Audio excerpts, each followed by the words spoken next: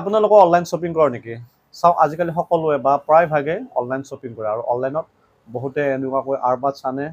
বা ৱাটছ আনে যিকোনো বস্তু ক্ৰয় কৰে আৰু ক্ৰয় কৰোঁতে আমি ৱাৰেণ্টি কাৰ্ড এখন পাওঁ যিখন কাৰ্ড আমি ৰেজিষ্ট্ৰেশ্যন কৰিবলৈ লাগে আৰু ৰেজিষ্ট্ৰেশ্যন নকৰিলে আমি ৱাৰেণ্টি ক্লেইম কৰিবলৈ নোৱাৰোঁ সেয়া হওক ফ্লিপকাৰ্টৰ পৰাই হওক এমাজনৰ পৰাই হওক ঠিক আছে ময়ো কেইদিনমান আগতে পিটনৰ আৰবাছ এটা ক্ৰয় কৰিছিলোঁ চাওক পিটনেই হওক বা বটৰে হওক যিকোনো আৰবাছ ক্ৰয় কৰিলে আমি ফাৰ্ষ্ট টাইম ৰেজিষ্ট্ৰেশ্যন কৰিবলৈ লাগে ৱাৰেণ্টিটো সেয়েহে মই আজি আপোনালোকক দেখুৱাম কেনেকৈ ৱাৰেণ্টিটো ফাৰ্ষ্ট টাইম ৰেজিষ্ট্ৰেশ্যন কৰে চ' ভিডিঅ'টো আপোনালোকক স্কিপ নকৰাকৈ আপোনালোকক চাই থাকিব যেতিয়া আপোনালোকে বক্সটো খুলিব তেতিয়া আপোনালোকে বক্সটোৰ ভিতৰত এখন ৱাৰেণ্টি কাৰ্ড পাব চাওক খোলাৰ পাছত মই এনেকুৱা এখন ৱাৰেণ্টি কাৰ্ড পালোঁ আৰু আপোনালোকেও নিশ্চয় পায় এনেকুৱা ৱাৰেণ্টি কাৰ্ড ঠিক আছে এই কাৰ্ডখন ল'ব তাৰপাছত আপোনালোকে ফাৰ্ষ্ট টাইম গুগলত যাব গুগলত গ'লে আপোনালোকে ৰেকৰ্ডিঙৰ কাষত যিটো কেমেৰা চিম্বল আছে তাতে ক্লিক কৰিব ক্লিক কৰাৰ পিছত আপোনালোকে স্কেনটো উলিয়াই ল'ব উলিয়াই লোৱাৰ পাছত যিটো আমি ৱাৰেণ্টি কাৰ্ডত থকা যিটো QR আছিলে সেই QRটো আমি স্কেন কৰিব লাগিব ইয়াত ঠিক আছে এনেকৈ মই QRটো স্কেন কৰিলোঁ ইয়াতে warranty.piton.in বুলি আহিছে তাতেও আপোনালোকে ক্লিক কৰিব পাৰে নহ'লে স্কেন কৰাৰ পিছত আপোনালোকক অট'মেটিক ৱেবছাইটটোলৈকে লৈ যাব অলপ ৱেইট কৰিব চাওক ইয়াতে এখন পেজ খোল খালে আৰু ইয়াতে লিখা আছে প্ৰডাক্ট ৰেজিষ্ট্ৰেশ্যন ঠিক আছে product name order invoice ID আৰু চিৰিয়েল নম্বৰ আছে তাৰপাছত আছে পাৰ্চেছ ডেট ঠিক আছে এইখিনি আমি ফিল আপ কৰিব লাগিব ফাৰ্ষ্ট আপোনালোকে প্ৰডাক্ট নেমটো বহুৱাব ইয়াতে যিটো প্ৰডাক্ট ক্ৰয় কৰিছিলে ঠিক আছে যিহেতু মই পিটন জেনবাটছ ক্ৰয় কৰিছিলোঁ সেয়েহে মই প্ৰডাক্ট নেমটো ইয়াতে বহুৱালোঁ আপোনালোকে যি ক্ৰয় কৰে সেইটো ইয়াতে বহুৱাব ঠিক আছে যিহেতু সকলোৰে প্ৰচেছবোৰ একে হয় তাৰপাছত আহিলে আপোনাৰ অৰ্ডাৰ ইনভইচ ID এইটো অৰ্ডাৰ যিটো বস্তু আপুনি য'ৰ পৰা অৰ্ডাৰ কৰিছিলে তাতে পাব আপুনি অৰ্ডাৰ ইনভইচ IDটো সেইটো ইয়াতে বহুৱাব যদি আপোনালোকে এমাজনত ক্ৰয় কৰিছিলে তেতিয়াহ'লে অৰ্ডাৰত গৈ কিনে ইনভইচ IDটো উলিয়াব পাৰিব নেক্সট আহিলে আমাৰ serial number 13 or 12 digit number serial নম্বৰটো 13টাৰ পৰা 12টাৰ ভিতৰত থাকিব starting with 8 or 0 or 7 on the back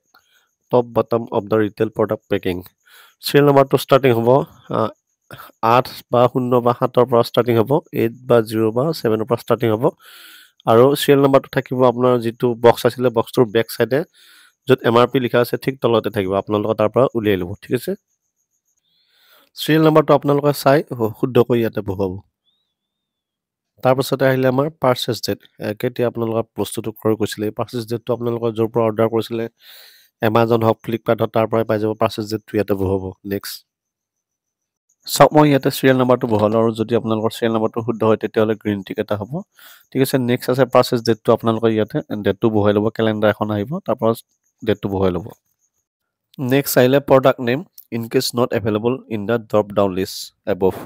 যিহেতু আমি এইটো ওপৰতে লিখিছোঁ প্ৰডাক্ট নেমটো চ' আমি ইয়াতে একো লিখিব নালাগে এইটো খালী ৰাখিব নেক্সট আহিলে বটফৰ্ম ক'ৰ পৰা কিনিছিলে সুধিছে ইয়াতে আপোনালোকে অপশ্যনত যাব অপশ্যনত গৈ কিনে চিলেক্ট কৰিব ক'ৰ পৰা কিনিছিলে piton.in Amazon Flipkart Myntra others ঠিক আছে ইয়াতে য'ৰ পৰা কিনিছিলে আপোনালোকে সেইটো ইয়াতে চিলেক্ট কৰিব যিহেতু মই এমাজনৰ পৰা ক্ৰয় কৰিছিলোঁ চ' মই ইয়াতে এমাজন চিলেক্ট কৰিলোঁ নেক্সট আহিলে আপলোড ইনভইচ আমি ইনভইচখন ইয়াতে আপলোড কৰিব লাগিব আপলোড কৰাৰ আগতে ইনভইচখন আপোনালোকে ক্লিয়াৰকৈ ফটো একপি ল'ব তাৰ পাছত আপোনালোকে ক্ৰপ কৰি ধুনীয়াকৈ আপলোড কৰিব ঠিক আছে অলপ ৱেইট কৰিব অলপ টাইম ল'ব ঠিক আছে ইয়াতে আপলোডিং দেখুৱাই আছে অকণমান ৱেইট কৰিব চাওক ইয়াতে ইনভইচখন আপলোড হৈ গ'ল নেক্সট আহিলে ফাৰ্ষ্ট নেম আপোনালোকে ইয়াতে নেমটো বহুৱাব তাৰপাছতে আছে ছাৰ নেম আপোনালোকে টাইটেলটো বহুৱাব তাৰপাছতে আহিলে ইমেইলটো আপোনালোকে যিটো ইমেইল বহুৱাব বিচাৰিছে সেইটো বহুৱাব তাৰপাছতে আহিছে তলত মোবাইল নম্বৰটো বহুৱাব ঠিক আছে নেক্সট উইল ইউ ৰিকমেণ্ড পিটন টু আদাৰ্ছ যদি আপুনি পিটন ৰিকমেণ্ড কৰিব বিচাৰিছে তেতিয়াহ'লে য়েছ বহুৱাব নহ'লে ন' বহুৱাব ঠিক আছে নেক্সট আপোনালোকে will you allow us to contact you regarding your registration we will only use your data for this purpose only এইটো আপোনালোকে টিক কৰিব লাগিব তাৰ তলত যিটো লাইন আছে would U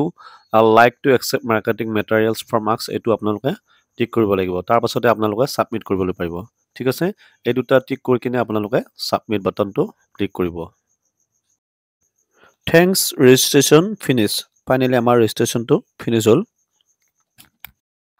thanks for your registration যিহেতু আমাৰ ৰেজিষ্ট্ৰেশ্যনটো কমপ্লিট হ'ল চ' আমাৰ ইমেইলটো